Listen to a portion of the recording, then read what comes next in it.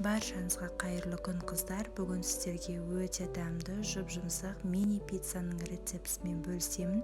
Видеоның соңына дейін қараңыздар. Ең алдымен пиццаның қамырын дайындаймыз.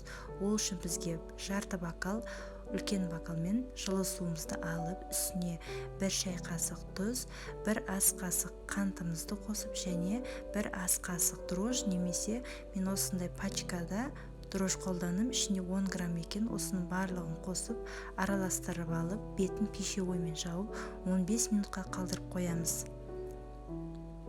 Енді осы су алған бокалымызды жартысына жетпестей етіп сұйық май алып, ішіне қосып араластырып алып, ұнымызды жай-жаймен осылай бірден қосуға болмайды.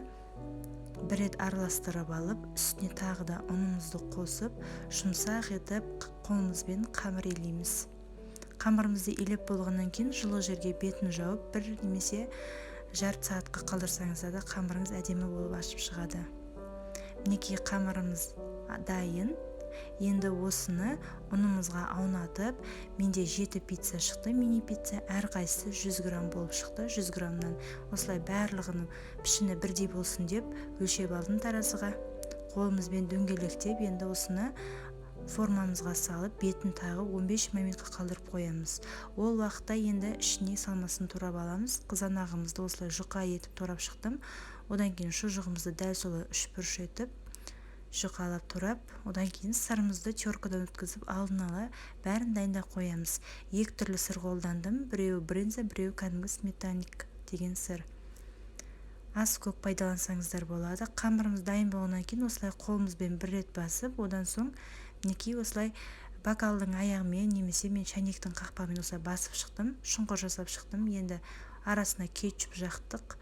Одан кейін енді тураған салмамыздың барлығын қойып шығамыз. Қызанағымызды, шұжығымызды, одан кейін қыздар мен шетіне жұмыртқаның сарысын жағып шығып, үстіне күнжіт сеуіп шықтым.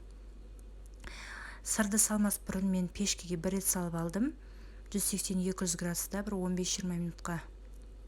Одан кейін мінекей пешкеге салып болғаннан кейін үстіне сырымды сеуіп, ас көгімді, брынзамды сеуіп шықтым. Одан кейін тағы бір 5 минутқа пешкеге салып алдым. Өте дәмді болып шығады қыздар, сіздер де жасап көріңіздер. Баршаңызға ас болсын.